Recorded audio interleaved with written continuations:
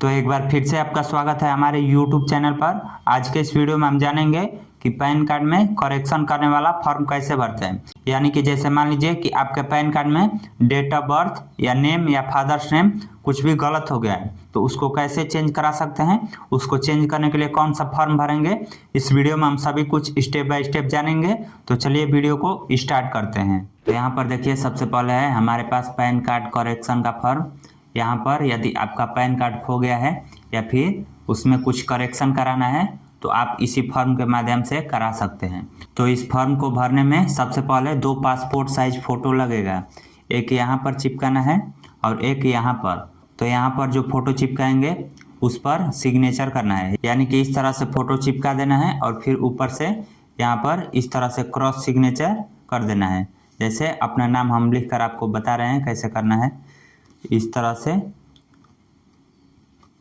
Cross signature आपको कर देना है, ठीक है। उसके बाद यहाँ पर एक फ़ोटो चिपकाना है और यहाँ पर सिग्नेचर नहीं करना है, इसको इसी तरह केवल फ़ोटो चिपका कर छोड़ देना है। अब उसके बाद यहाँ पर पैन कार्ड नंबर लिखना है। यदि आपका पैन कार्ड खो गया है और पैन नंबर मालूम नहीं है तो आप अपने बैंक में भी जाकर पता कर सकते हैं कि आपका पैन नंबर क्या है, और फिर उसके बाद वो पैन नंबर यहाँ पर लिखकर आगे का प्रोसेस कर सकते हैं। या फिर बैंक में भी आपने पैन कार्ड नहीं दिया है और आपका जो पैन कार्ड है वो खो गया है, तो फिर आप किसी साइबर कैफ़े पर जाकर अपना पैन कार्ड का नंबर पता कर सकते हैं।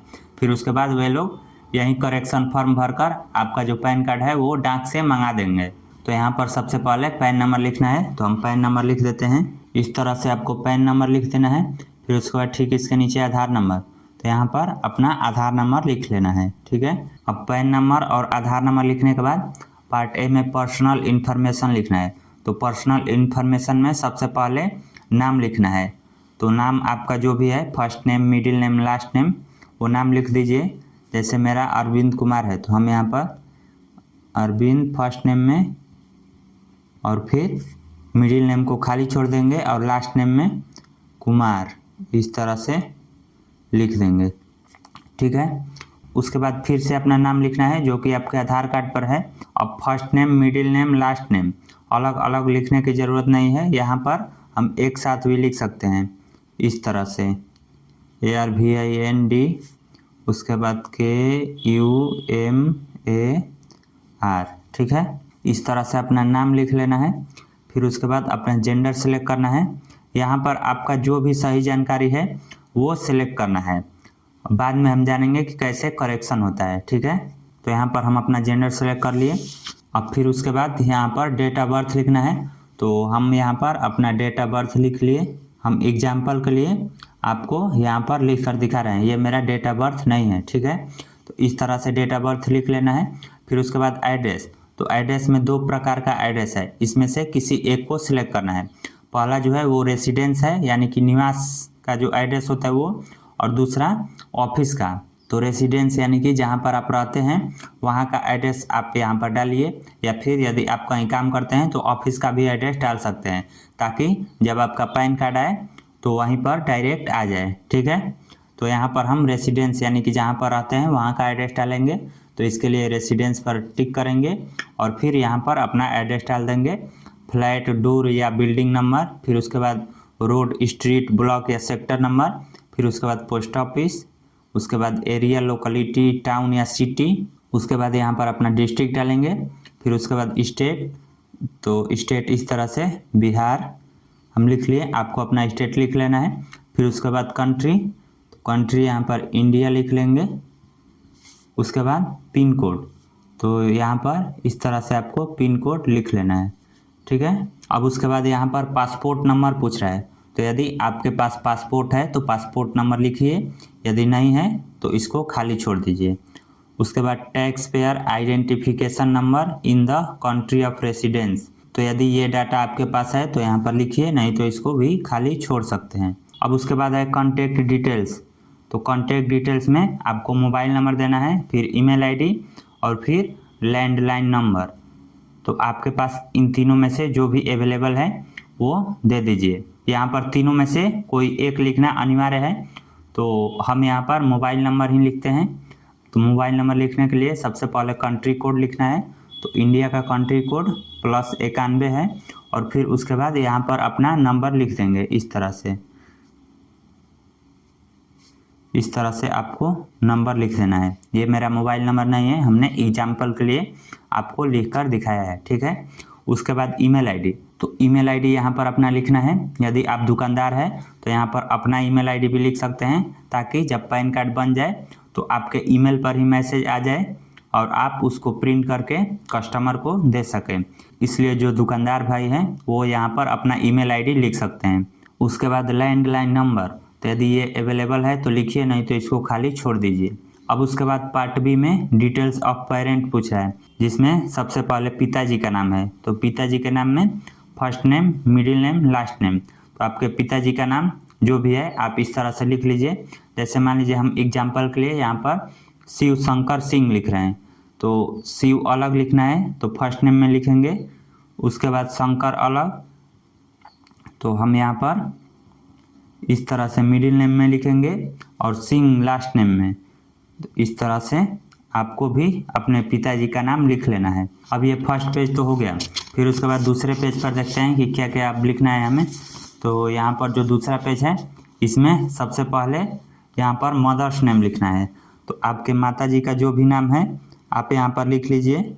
जैसे हम यहाँ पर माताजी का नाम सावित्री देवी लिख रहे हैं, तो लिखेंगे SAVITRI सावित्री। उसके बाद मिडिल नेम में कुछ भी नहीं लिखेंगे और लास्ट नेम में देवी इस तरह से लिख देंगे।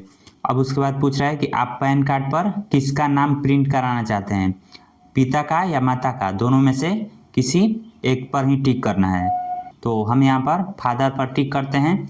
ज़्यादातर पैन कार्ड पर पिता का ही नाम रहता है, इसलिए आप भी फादर पर ही टिक कीजिए, ठीक है। उसके बाद डिक्लेरेशन आ गया है, तो डिक्लेरेशन में आपको ये 5 डॉक्यूमेंट सबमिट करना है।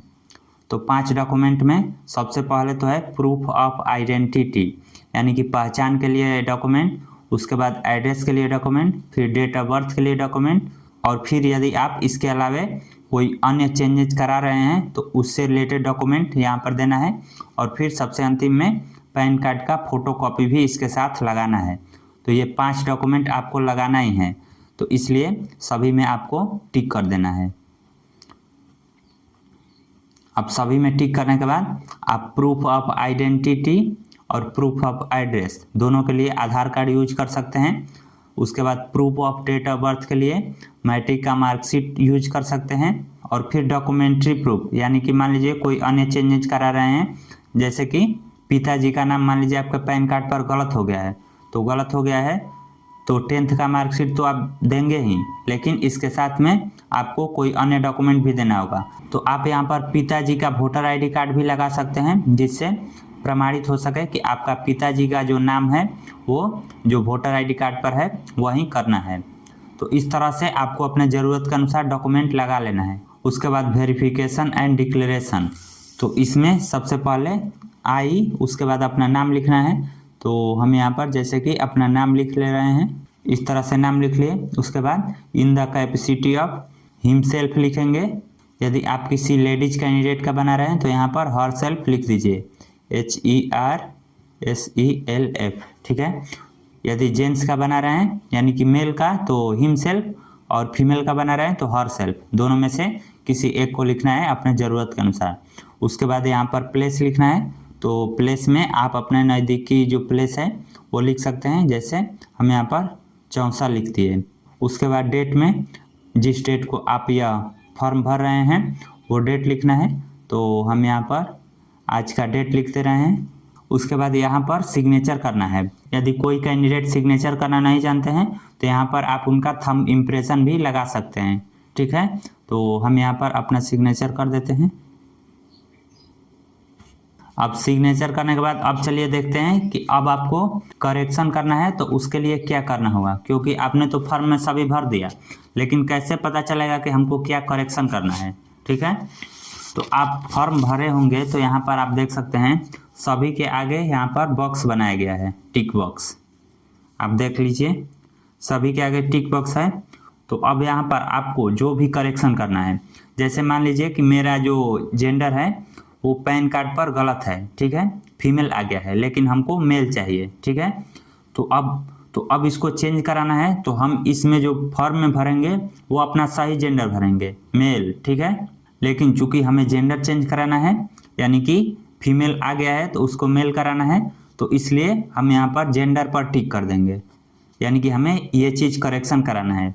उसके बाद यदि डेट ऑफ बर्थ भी गलत हो गया है तो यहाँ पर जो हमारा सही डेट ऑफ बर्थ है वो लिखेंगे और फिर डेट ऑफ बर्थ के आगे यहाँ पर टिक कर देंगे।